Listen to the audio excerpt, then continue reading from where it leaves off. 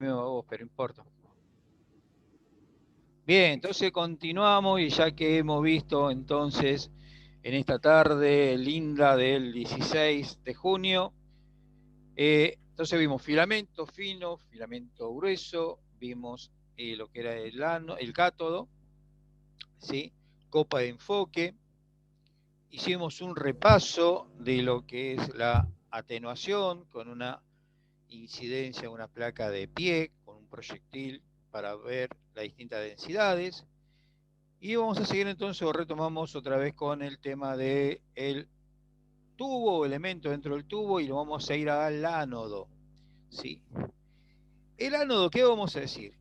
¿Sí? ¿Qué es la parte positiva? ¿Sí? La parte positiva del tubo. Y dentro del ánodo tenemos dos tipos de ánodos. Uno que va a ser el ánodo fijo y el otro el ánodo giratorio. El ánodo fijo no se utiliza, no se utiliza básicamente en tubos de rayos X de radiología convencional fijos. ¿Sí? O sea, en la sala de rayos X es muy poco probable que tenga un ánodo fijo. Se va a encontrar más en los equipos portátiles, ¿sí? Pero también serían equipos viejos, ¿sí? O sea, ya con varios años de uso. Hoy por hoy la gran mayoría de los ánodos son giratorios, tanto para los ánodos, para los tubos de rayos X de las mesas o de los equipos de radiología convencional que tenemos en una sala, como aquellos que sean portátiles. ¿Qué es un equipo portátil? Es aquel que yo voy a agarrar, es como un carrito, ¿sí? Que tiene, ¿no es cierto? Algunos tienen incorporado ya en el tubo, en la calota, el comando, y otros tienen también un tablerito en donde voy a manejar el kilovolt, miliamper, corriente del tubo, todo aquello que hemos visto y que sabemos que hay en una sala de rayos, un equipo de rayo convencional, también lo tiene, ¿no es cierto?, estos equipos portátiles, y puedo ir a distintos lugares que sea requerida una placa, que puede ser una sala de, no sé, de hemodinamia que se descompensó un paciente, sí, qué sé yo, quirófano, como dijimos hoy, terapia intensiva, terapia intermedia, en la habitación. Bueno, estos ánodos, ambos poseen una estructura de soporte y un blanco. Y los materiales que son utilizados básicamente para el ánodo van a ser cobre, molibdeno, tungsteno y grafito. ¿Sí? El cobre, ¿sí?, y el grafito, si bien el Z que tienen son bajos, ¿sí?, en comparación con el tungsteno o el molibdeno, resulta de que es buenos disipadores del calor, ¿sí? Porque recuerden que esto levanta mucha temperatura. Y si yo hago solamente el ánodo de tungsteno, más allá de que su índice de atenuación calórica es alto, digamos que se puede llegar a deformar. Si eso sucede, recuerdan que hoy vimos un gráfico en donde había una biselación, había como una angulación de ese ánodo fijo, ¿sí? Y si este ánodo se deforma, el electrón no pegaría en un lugar puntual, y entonces va a salir, ¿no es cierto?, ese fotón para cualquier lado, más allá que ya sabemos que son isotrópicos, pero sería, ¿no es cierto?, con mayor divergencia que salgan esos fotones, ¿sí? Entonces, en una aleación o distintas capas con el cobre y el grafito, hace que cuando ese ánodo se calienta, ese grafito acompaña, ¿sí?, en la tanto con dilatación como la contracción, y digamos que hace de que no se dilate y no se deforme el ánodo. ¿Sí? ¿Vamos bien? Sí, profe, por eso había grafito en Chernobyl, que no creían que había grafito por todos lados. Era para eso que estaba ahí, en el núcleo ese, ¿verdad? Y puede ser Por una de el las calor. funciones, puede ser una de las funciones que haya tenido, sí, sí, sí. Eh, bueno, blanco o foco anódico, ¿sí? Esta foto está al revés. ¿sí? A no ser que esté la ventana por acá. ¿Sí? Si no, te tendría que estar apuntado hacia abajo. Entonces, este foco anódico, ¿sí? De este tubo, este es fijo o giratorio, que estoy marcando. Fijo, parece. Fijo. Y este otro, Giratorio. giratorio. ¿Sí? Lo que tienen en común son, fíjense la angulación que tienen, ¿sí? La angulación que tiene, así que justamente eso lo que va a hacer es que los fotones cuando impactan, cuando el electrón impactan en la pista focal, ¿sí? Sean dirigidos hacia un lugar puntual, al igual que este. ¿Sí?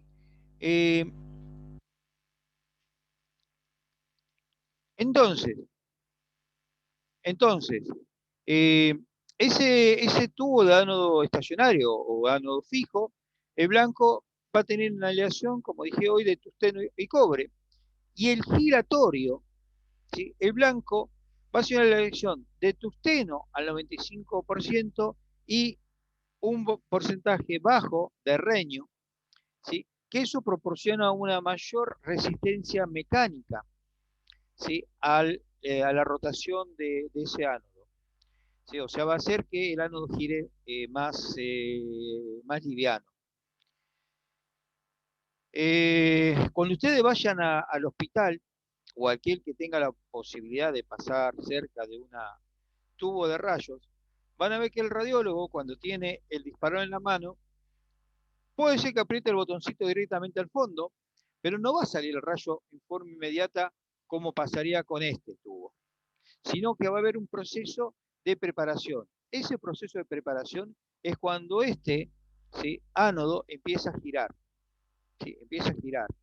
Y cuando esté en movimiento, recién voy a tener la posibilidad de hacer que salgan los electrones del ánodo, del cátodo al ánodo. ¿Sí? ¿Se entiende? En este, cuando yo aprieto el botón, salen directamente, porque no tengo preparación, es fijo. Entonces, los tubos de rayos X de alta capacidad, aparte de tener el tungsteno y el rodio, va a tener capa de molibdeno y de grafito, como yo decía, ¿sí? ¿Para qué? Para tener menor densidad, ¿sí? Y hacer de que justamente estos giren más rápido, ¿sí? Si por alguna eventualidad, ¿sí? Esto gira porque tiene un motor que lo hace girar y hay un vástago, es como un eje, ¿sí? Que está uniendo este ánodo, ¿sí? Con ese motor. Si por una eventualidad ese vástago, ¿sí? Se clava o empieza a frenarse, ¿sí? ¿Qué va a pasar? Cuando yo dejo hacer el disparo, ¿sí? Y el equipo funciona perfecto, voy a escuchar como que algo está girando, ¿sí? En forma constante. ¿Sí? Hay muchas veces, si este basta o este tubo se empieza a clavar, voy a sentir ese y de golpe se detiene ese sonido. Es muy sutil, ustedes lo van a tener que percibir ahí en la sala. ¿Sí? Bueno, eso significaría de que ese tubo se está, ¿no es cierto?, frenando. ¿Y qué pasaría si se frena completamente el ánodo cuando yo estoy trabajando con este equipo todo el tiempo? ¿Qué se le ocurre que puede llegar a pasar?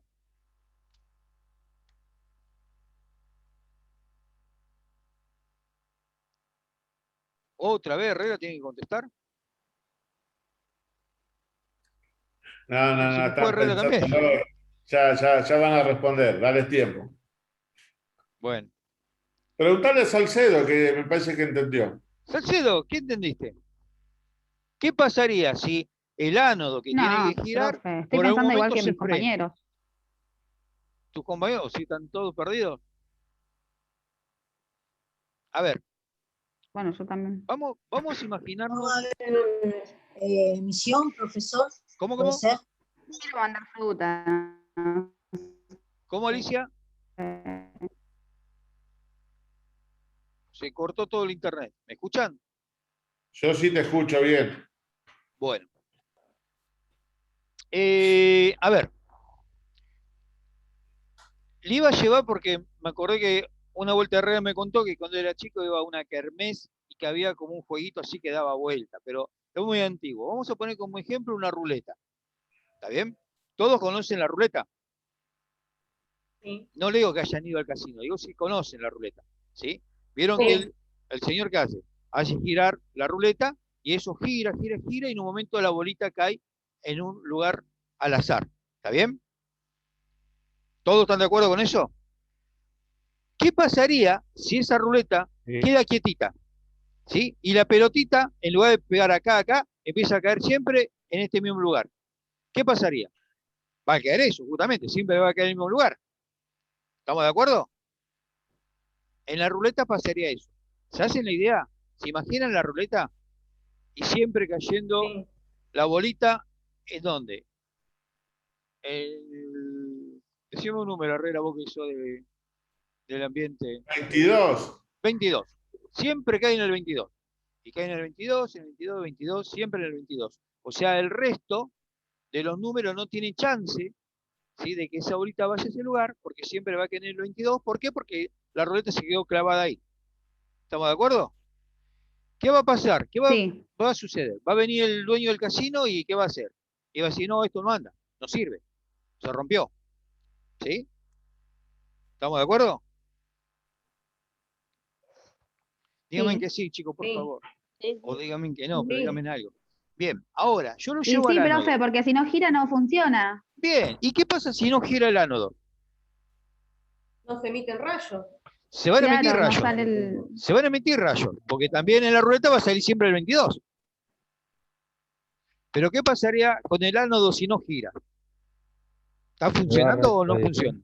No funciona y la No imagen funciona. sería... Entonces, yo tengo acá, ¿no es cierto? Tengo acá mi ánodo, ¿está bien? Y acá viene el electrón, ¿sí? Si esto está todo el tiempo moviendo, ¿qué probabilidades habría de que este electrón que salió del cátodo y viene al ánodo pegue siempre en el mismo lugar cuando esto está girando? ¿Es muy alta esa probabilidad o es baja? Y no, es baja si está en Es baja. movimiento. Exacto, porque esto está en movimiento. Significa que como los electrones van a impactar no tan frecuente en el mismo lugar, ¿qué va a pasar con la vida útil de mi ánodo?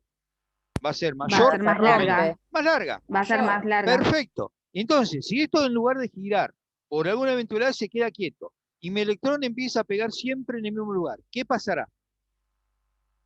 Se va a romper. Se va a empezar, ¿cierto?, digamos, como a averiar esa pista focal.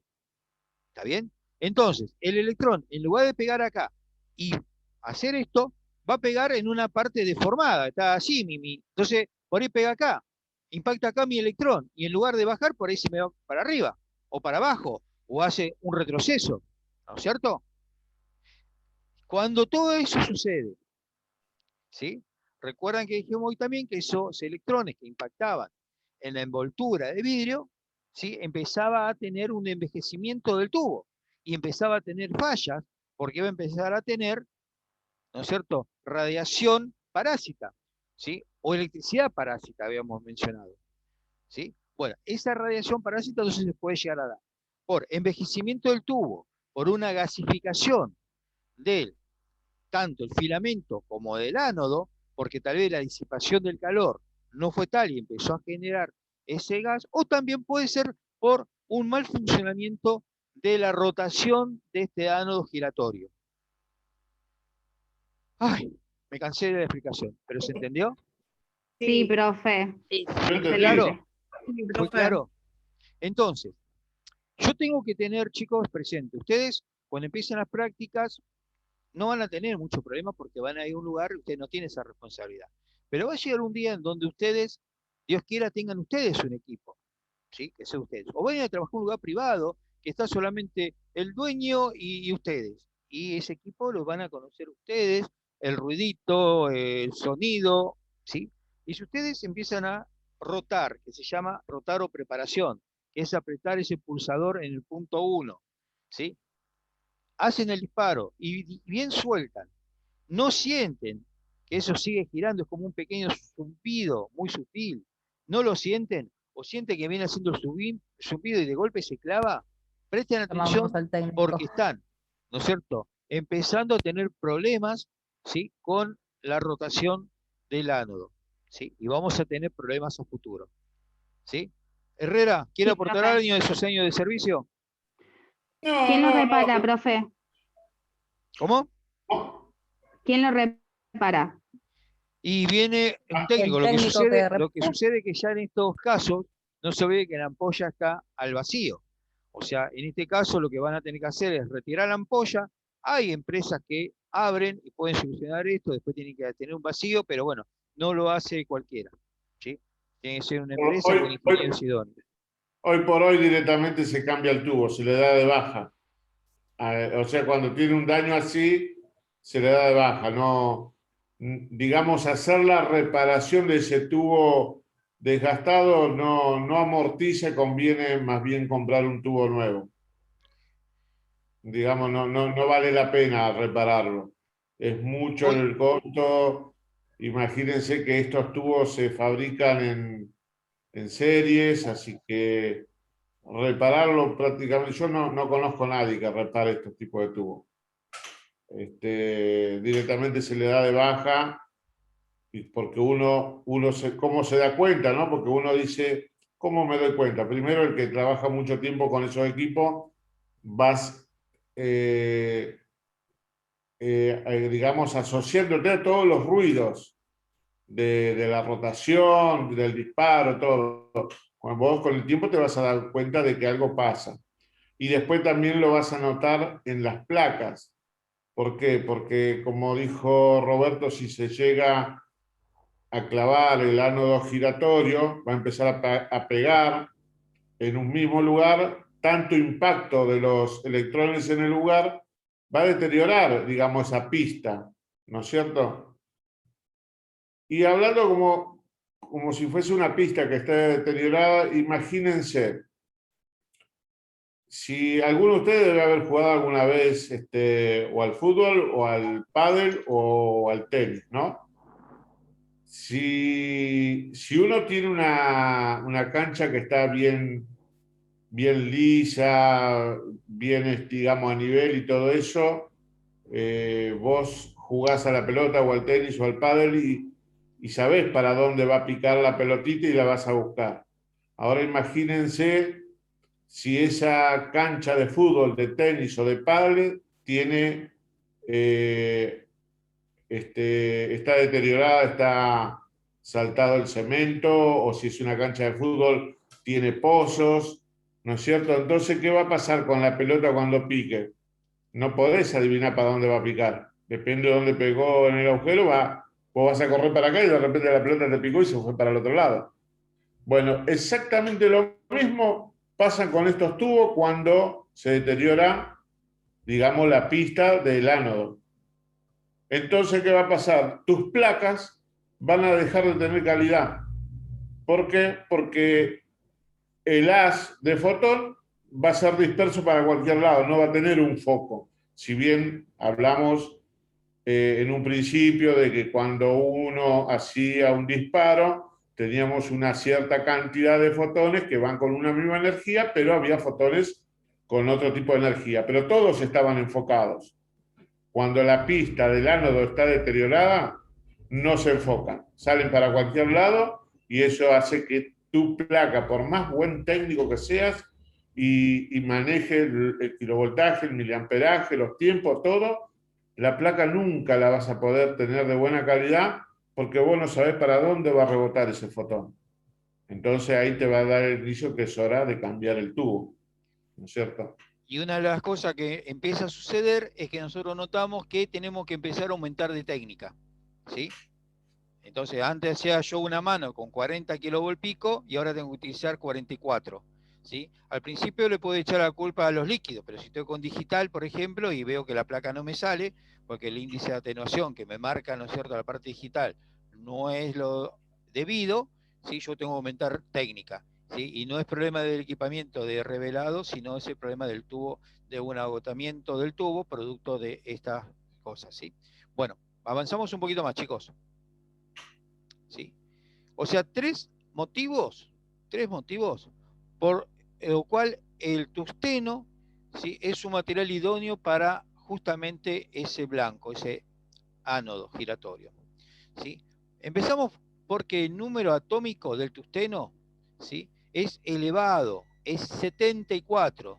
Lo que hace es que confiere mayor eficacia en la producción de rayos X. ¿Se acuerda cuando habíamos hablado ya hace tiempo de cómo era la generación de rayos X? Yo tenía un número Z tan grande, tengo mayor probabilidad de que ese electrón impacte, ¿no es cierto? Voy a tener mayor radiación por frenamiento, ¿sí? Y voy a tener entonces una radiación con mayor energía. Ese es uno de los puntos. El otro punto es el punto de fusión alto. O sea que el punto de fusión del tungsteno, ¿sí? Es de 3400 grados, ¿sí? En comparación con el cobre, que es de 1100. Por lo tanto, como yo necesito un material ahí adentro que soporte bien el calor, justamente, ¿no es cierto?, el tungsteno se convierte en el elemento idóneo, porque si pongo otro material, voy a tener problemas. Y acá es donde surgen también los problemas que hablábamos hoy de los tubos, si me conviene repararlo o comprar uno nuevo, ¿sí? Uno de los mejores tubos que hubo eran los que venían de Italia en su momento, Alemania, de Estados Unidos también, pero también en el mercado hoy por hoy tenemos los chinos, ¿sí? Los tubos chinos, digamos que son a veces más económicos, pero ¿qué problema tienen? Que el ánodo está hecho con mucha aleación, ¿sí? De, digamos, de materiales no tan buenos como el tungsteno, o sea, el tungsteno tiene muy poco, entonces la durabilidad de este tubo suele ser menor, ¿sí? O sea, por un lado, nos sale más barato, pero yo sé que en 3, 4 años, a más tardar, lo tengo que cambiar, siempre depende, ¿no es cierto?, el uso que yo le esté dando. Otra cosa que tiene el tungsteno es conductividad térmica, o sea que tiene casi una conductividad igual que el cobre, por lo tanto, volvemos a insistir de que es un buen elemento disipador del calor, ¿sí? ¿Está? Bueno, este muchacho hoy agarrándose la cabeza, haciéndose preguntas, me imagino que está como más de uno de ustedes, ¿sí? Espero yo se estén haciéndose preguntas y no paseando como estos personajes, ¿sí? Acá en las llanuras argentinas. Bueno, niños, hoy vamos a dejar de torturarlos por este lado. No sé si alguien quiere hacer alguna pregunta, puede hacerla ahora o calla para siempre.